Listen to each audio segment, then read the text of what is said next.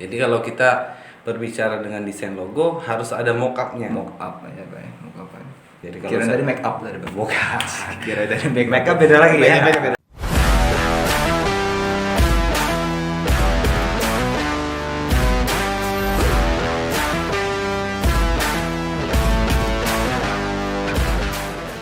Assalamualaikum warahmatullahi wabarakatuh. Halo Sobat LD dimanapun kamu berada.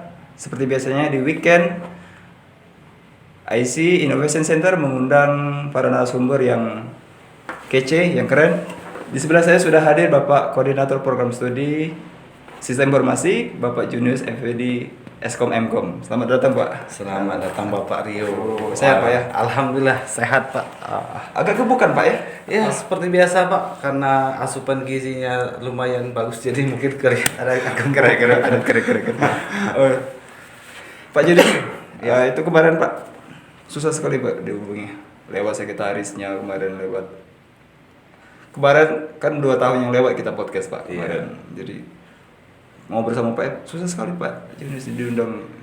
Ya karena memang kesibukan ya. Jadi kesibukan sekarang karena sudah beralih profesi dari bidang A ke bidang B, jadi ya menyesuaikan. Kemarin Jadi kan kita menyesuaikan segala sesuatu itu mungkin perlu proses, makanya Benar, daripada benar. itu ya mungkin agak susah untuk Benar, mengikuti kegiatan dari IC ini. Iya, kemarin kan 2 tahun yang lewat Pak Junius masih menjabat di kepala UPT kan. Iya, kemarin. betul. Kemarin masih ICT Pak, benar Pak ya? Iya, betul. Konfirmasi sekarang berubah ke Innovation Center Pak Junius. Bagaimana Pak dengan jabatan baru sekarang? Untuk jabatan baru sekarang ini ya lumayan sedikit berbeda dengan apa yang sudah saya lakukan di ICT. Kalau dulu namanya ICT, sekarang jadi IC. Sekarang tupoksinya agak berbeda. Agak berbeda, Pak, ya. Jadi segala sesuatunya itu, ya itu tadi agak karena selama ini mengurusi mungkin berkaitan dengan IT dan lain sebagainya. Nah sekarang itu berkaitan dengan akademik. Nah, jadi ya itu tadi dalam proses transisi ini mungkin sedikit agak Kerepotan juga Pak. kerepotan juga. Tapi memang secara konsep dan isi dari pengetahuan daripada akademik udah tahu. Sudah tahu, Pak, ya. Jadi ya menyesuaikan saja waktunya seperti apa dan Benar, pekerjaannya benar. tadi seperti apa gitu Pak Rio. Jadi dengan seiringnya waktu kita juga belajar Pak ya. Iya, dari seperti itu.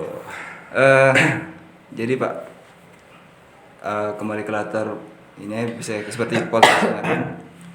Pak Junius masih ada rencana mau lanjut atau kemarin ada dengar wacana kan mau lanjut nih. Jadi saya pikir apa Pak Junius jarang ketemu kan kita kan, jadi Pak Junius apa studi lanjut kan apa gitu. Nah, oke.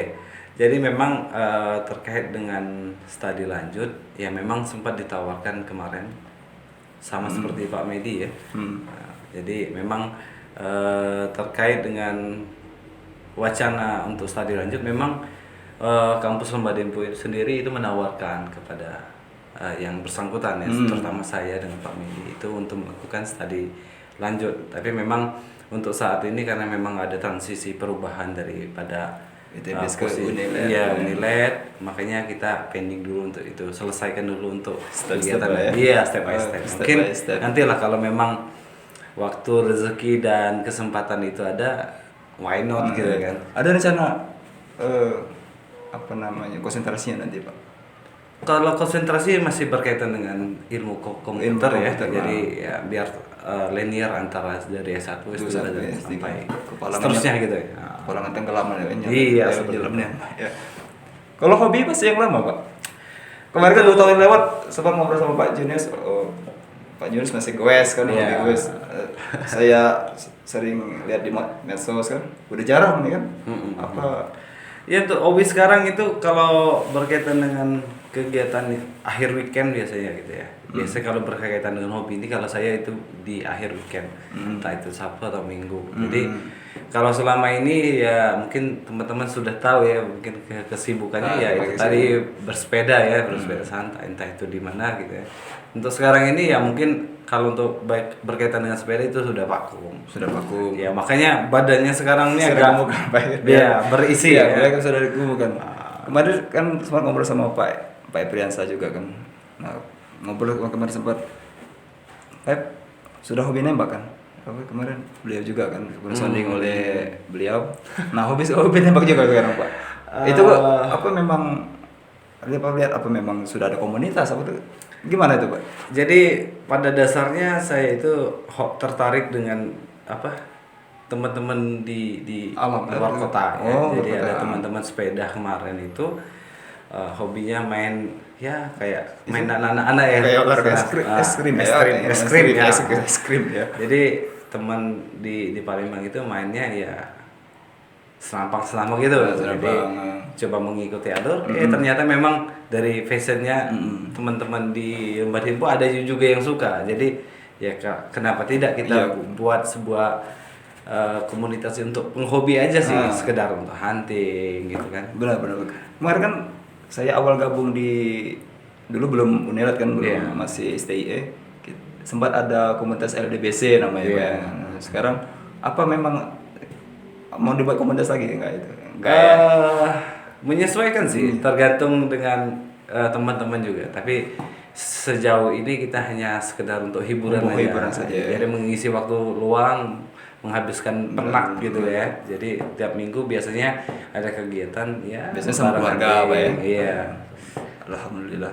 Jadi, nah ini bicara bisnis ya, Pak. Kemarin kan sempat saya pantau juga di medsos. Pak Yunus sudah hobi merambah ke bisnis ini Pak. Jadi apa? Saya pikir sudah mulai sibuk nih kan. Kemarin bicara bisnis nih Pak. Jadi kan Pak Yunus memang konsentrasinya di apa namanya komputer kan, IT lah Pak. Jadi sekarang sudah merambah ke bisnis. Nah itu gimana Pak? Kemarin sudah melihat ini sudah belum bisnis nih. Apakah memang oke nih bisnis pakai IT gitu kan? Jadi gini, kalau berkaitan dengan bisnis itu awalnya di 2000 sebelum pandemi kan. Itu kemarin memang saya karena lingkungan sekitar itu ada hobi thrifting, misalnya video lah kalau sini kan. Jadi ya kenapa tidak mencoba hal seperti itu kan? Karena saya melihat di luar daripada Sumatera Selatan ini kok banyak kan nih orang yang minat berkecimpung di situ dan minat pasarnya juga tinggi. Makanya dari 2000 berapa itu 2019 atau sebelum pandemi lah ya. Itu kita merambah ke mencoba bisnis. Ya seperti halnya yang orang-orang sekarang lakukan, bisnis live di sosmed dan lain sebagainya. Nah itu berkelanjutan, ternyata menarik. Ya jadi menarik. Ya sampai sekarang ini jadi masih jadi passion Pak ya. Jadi iya di luar daripada pekerjaan ada karena hobi. jujur aku pribadi yang depan kamera live sendiri itu kan agak pada dasar gitu. Ya, apa ada perasaan gitu awal-awal? Awal-awal memang secara kepribadian ya malu tonton sama teman-teman gitu kan. Tapi lama kelamaan karena itu sudah jadi kebiasaan ya mengalir aja gitu, nggak bakal mikirin saya ini si A profesinya jadi.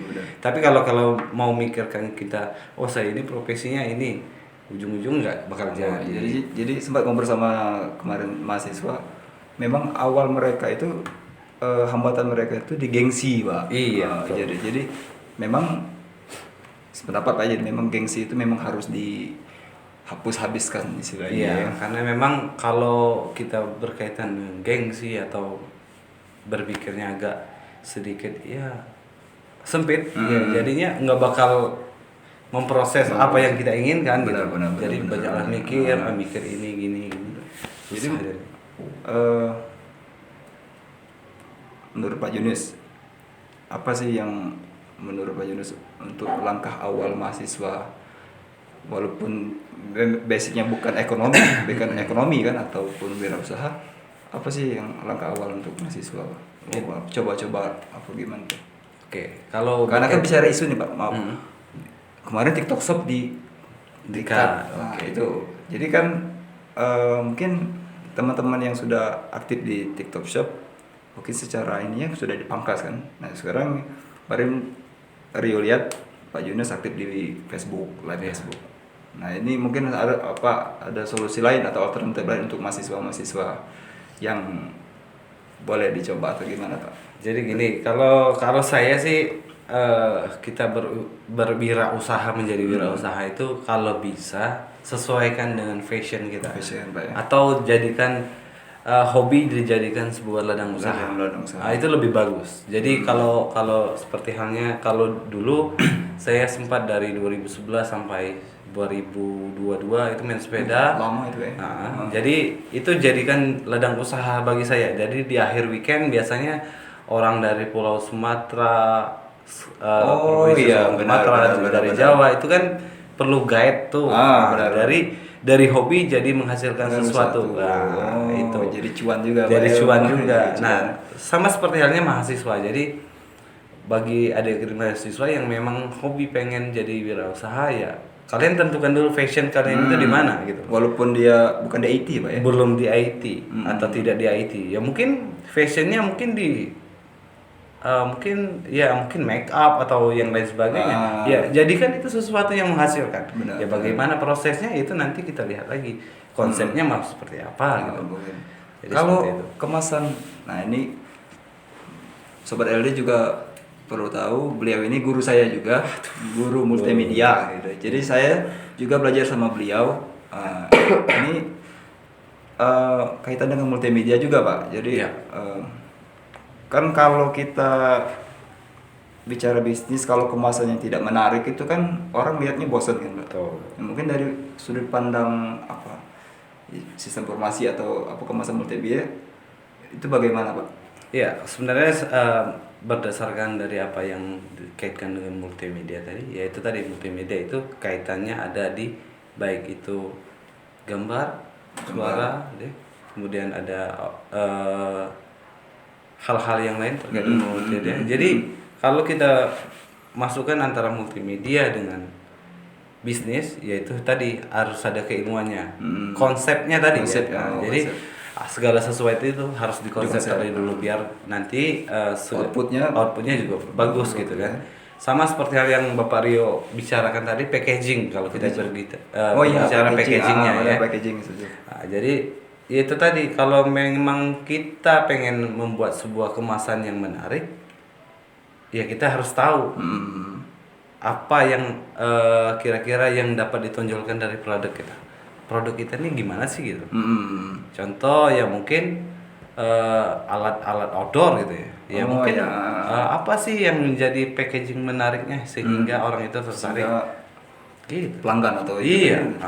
Jadi kita lebih menonjolkan produk kita tadi di packagingnya gitu biar orang tahu. Kalau kaitan platform mungkin ada saran Pak atau gimana? Kalau platform iya tergantung daripada orang yang mengelola sendiri ya. Kalau kemarin sempat ada mahasiswa, Pak kami ini buat desain logonya di sini gitu ya. Kemudian mock up-nya mau seperti apa? Iya. Mock up Bro. Jadi gini, kalau saya nih ngajar sistem multimedia, kebetulan saya ngajar multimedia di kalau nggak salah di bisnis digital. Kemudian kemarin itu saya kasih sebuah tugas untuk mahasiswa untuk membuat desain logo. Desain logo. Ribet itu Pak. Aku Secara belajar logo itu ya sebenarnya dasarnya kalau kita awam mungkin sedikit ribet. Ribet. Tapi kalau orang yang sudah konsepnya udah tahu, pengennya seperti ini, ya paling mudah untuk pilih-pilihnya gitu. Kemudian balik lagi ke tugas tadi, mahasiswa itu harus diimplementasikan di mockup. Jadi kalau kita berbicara dengan desain logo harus ada mockupnya. Mockup ya Pak. Jadi mockup itu hasil dari implementasi dari logo kita, entah itu di souvenir, goodie bag atau tas atau mungkin di flyer atau di mana gitu. Nah itu dijadikan mockup. Contohnya seperti itu. Kalau untuk toolsnya ya mungkin banyak ya, kalau di Google itu banyak tools yang menyediakan mockup gratis gitu. Jadi kalau kira dari make up tadi Pak. Bukan. Kira dari make up beda lagi ya. Beda lagi Pak. Beda. Oke. Nah, tadi sudah seputar multimedia. Nah, kegalauan aku pribadi ini Pak. Kalau mungkin teman-teman Pak Junis itu kan sudah merambah programmer ini kan Pak. Ya. Sudah banyak proyek-proyek yang saya pribadi lihat, proyek-proyek Pak Junis bangun. Nah ini kan sudah masuk, kemarin sudah dari Kemendikbud sudah membahas 5.0 ini Pak tentang artificial intelligence Pak kemarin. Agak saya tuh sebenarnya bukan ini juga kemarin bicara sama Pak Epri, ada apa namanya, rasa tidak puas juga kemarin kan, apa namanya, mungkin Pak Epri dia setuju. Nah kalau menurut Pak Junius gimana tuh programmer, karena kan orang buat bahasa coding itu kan lihat mudah, atau mungkin ada pro dan kontra untuk para programmer, khususnya mungkin Pak Junis, pandangan Pak Junis pribadi. Jadi berkaitan dengan AI ya tidak tutup kemungkinan, karena memang SOS IT 5.0 ini sudah mulai merambah ke dunia ya mungkin IT ya. Jadi tidak tutup kemungkinan karena kita ini harus masuk ke fase itu ya. Jadi harus terima dengan hal-hal yang seperti itu. Kalau berkaitan dengan bagaimana untuk feedback untuk saya menerima dengan adanya AI. Tapi memang kalau kita harus dalam artian harus terpaku pada AI, nggak boleh. Benar. Gitu. Jadi AI itu hanya untuk alat untuk mempermudah kita. Mempermudah. Jadi gini, biasanya kita pengen apa gitu kan, sesuatu hal yang berkaitan dengan programmer, ya mungkin AI tolong buatkan saya tabel dengan struktur yang seperti ini. Nanti AI-nya akan membuat strukturnya. Tapi kalau buat websitenya tidak bisa. Jadi struktur pemrogramannya saja yang dibantu oleh AI-nya. Tapi kalau buat website nggak bisa. Balik lagi ke programmer masing-masing. Karena programmer juga ada kaitan dengan seni juga, bagaimana mereka bangun. Benar. Jadi kesesuaian dengan klien tadi bagaimana sih pengennya gitu. Jadi kesimpulannya Pak Joni tetap menerima Pak ya? Tetap menerima dengan betul. Karena mungkin mudah Pak ya, mungkin terbantukan. Iya, bisa dibilang seperti itu. Segala sesuatunya bisa terbantukan. Mungkin yang tidak tahu dengan skripnya gimana, coba tanya AI, lihat baca strukturnya. Karena kan kalau kita kan dosen, dosen ini kan siapa tahu mungkin kan kemarin sudah banyak pembahasan tentang ChatGPT, bagaimana nanti skripsi dibuat dengan ChatGPT gitu kan. Tapi secara mungkin apa visual atau apa, kita bisa baca itu Pak ya. Ini hasil buatan artificial intelligence atau buatan murni manusia gitu kan. Bisa kedetek Pak ya. Jadi kalau sama seperti halnya terkait dengan halnya plagiatisme. Plagiatisme. Nah itu kan biasanya ada mahasiswa atau entah siapa lah, mungkin copy paste kan, itu ada alat tersendiri untuk biar dia mengetahui berapa sih plagiatnya gitu kan, berapa persen gitu kan. Nah sama seperti halnya AI itu ada ya mungkin bisa dibilang anti AI-nya ada. Jadi pasti terdeteksi seperti itu. Ada anti AI-nya. Iya pasti. Itu ada programmer gitu. Nggak tahu kekurangan bisa Pak ya. Nah jadi kembali lagi Pak, masalah ini kan saya ini hobinya bicara bisnis ini Pak. Jadi memang mungkin sebenarnya nyebut merek atau ya, sekarang itu kan apalagi kita di multimedia bagian desain Pak ya. Nah itu kan kadang ada salah satu YouTuber juga dia komplain masalah versus Canva dengan ya desainer yang desain grafis Pak ya. Mungkin nah itu ada sekarang kan tinggal isi template ini mudah. Mungkin bagaimana pandangan bagi kita akademisi, atau setuju sudah tinggal ya secara keilmuan. Kalau hal-hal yang instan yang mungkin diimplementasikan, yaitu tadi keilmuannya kurang. Tapi kalau dengan adanya desain, seperti halnya kehendaknya kita main antara Canva dengan Corel gitu ya. Benar itu. Ada Canva, ada Corel. Canva itu menyediakan fitur-fitur yang mempermudah si user untuk mendesain. tapi tidak bisa mengatur sesuai dengan kehendak desainer tadi. Maksudnya mungkin lobnya ada putus atau mungkin yang seperti apa bentuk kotaknya, mungkin ada bagian tengahnya di crop gitu ya. Nah kalau di Corel kan itu bisa. Jadi kita lebih mudah berkreasi inginnya seperti apa sih buatnya. Tapi kalau dengan Canva ya itu saja. Template dari Canva tadi itu saja. Itu saja. Tapi dengan Corel kita bisa berkreasi, explore sendiri gitu kan. Jadi ya itu tadi ada kelebihan, ada kekurangan. Kelebihannya yaitu tadi mempermudahkan user yang awam, terutama yang kurang tahu tentang masalah desain, itu tadi dia mudah. Ya, karena kan untuk saya awam itu juga deteksi memang murni buatan Corel. Iya. Ataupun yang Canva itu kan aku awam susah mendeteksi Pak. Mungkin pandangan Pak Ibu komputer, ini desain Canva ini bisa ngedetek kan istilahnya. Iya. Oh ini murni dia pakai Corel, dia pakai itu kan. Pak menarik podcast kita. Cuma berhubung waktu juga memisahkan. Nah seperti biasa Pak, mungkin ada quotes atau nasihat-nasihat untuk mahasiswa atau Calon mahasiswa. calon mahasiswa. Oh iya, Sobat Rumah Dempo, beliau juga sekarang ditunjuk menjadi Ketua PMB Unilet 2024-2025 Pak ya? 2000 ya. Benar ya? 2024. Mungkin kalau yang mau koordinasi langsung sama Pak Ketua boleh, nanti bisa dipantau di sosmednya, di IG, di Facebook, di YouTube boleh. Boleh Pak? Wah, nasihatnya boleh. Oke. Kita Jadi bejang-bejangan ini Pak. kalau nasihat sih buat adik-adik mahasiswa calon ya, bukan adik-adik mahasiswa. Bagi calon mahasiswa yang mungkin bingung untuk memilih kedepannya untuk kuliah, Anda pasti menyesal, ya gitu. Menyesal kalau tidak gabung di sini. Karena apa? Karena di sini segala sesuatunya sudah bisa dibilang sudah mencukupi. Mau desain grafis ada, benar.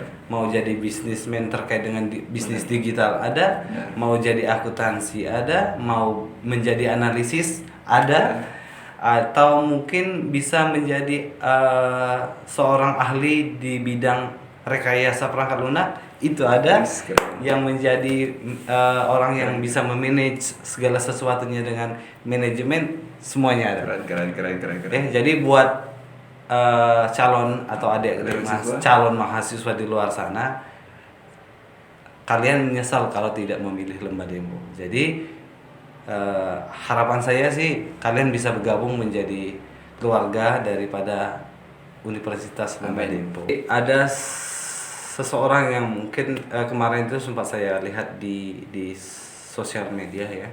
Jadi dia berkata, kamu itu nggak usah terlalu banyak memikirkan sesuatu, karena memikirkan banyak sesuatu itu akan menghabiskan waktumu. Jadi pikirkan dan lakukan sesuatu itu sesuai dengan pemikiran kalian. Terima kasih sudah hadir. Semoga podcastnya semakin Amin. Kita doakan. naik ratingnya. Ada request kita mau undang siapa? Mungkin ke bidang 2 dulu ya. Bidang 2. Bersiap-siap kalian diundang. Oke, terima kasih Pak Yunus sudah datang. Sama-sama Pak Yunus. Mohon doa dan dukungannya Pak. Karena Bapak Yunus nggak lagi di Innovation Center kan. Insya Allah tetap kita support, tetap kita bantu segala sesuatunya di IC. Jadi bagi mahasiswa juga seperti itu ya. Oke.